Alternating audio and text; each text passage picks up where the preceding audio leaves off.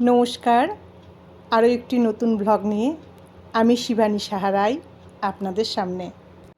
আজ যখন স্কুল থেকে ফিরছি, বাস থেকে দেখতে পেলাম মাংসের দোকানটা খোলা, আর সেটা আমার বাড়ির খুব কাছে।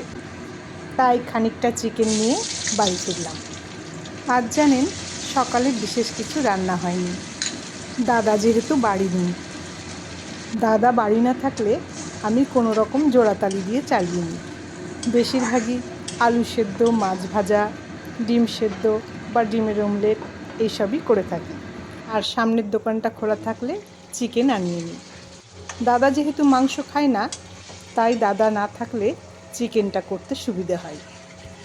আসলে চিকেনটা এত সহজে চটজলদি হয়ে যায় যে কোনো সময় করে ফেলা যায়। যেদিন আমাদের বাড়িতে চিকেন হয়, সেদিন দাদার জন্য আলাদা করে মাছ কিংবা ডিম করতে হয়। এই দেখুন, আপনাদের সঙ্গে কয়েকটা কথা বলতে বলতেই চিকেন রেডি। এখন একটু ফ্রেশ হয়ে ঠাকুরের কাছে যাব, সন্ধে দিয়ে বাকিটা সারব।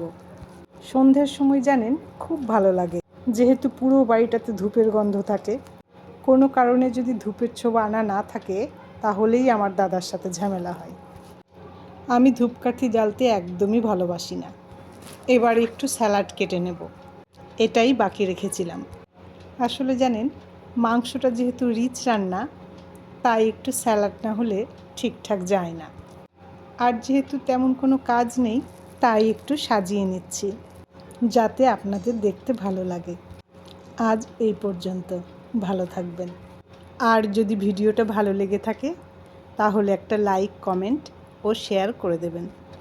আর যারা যারা আমার ভিডিওটা দেখছেন, তাদের সকলকে আমার ধন্যবাদ।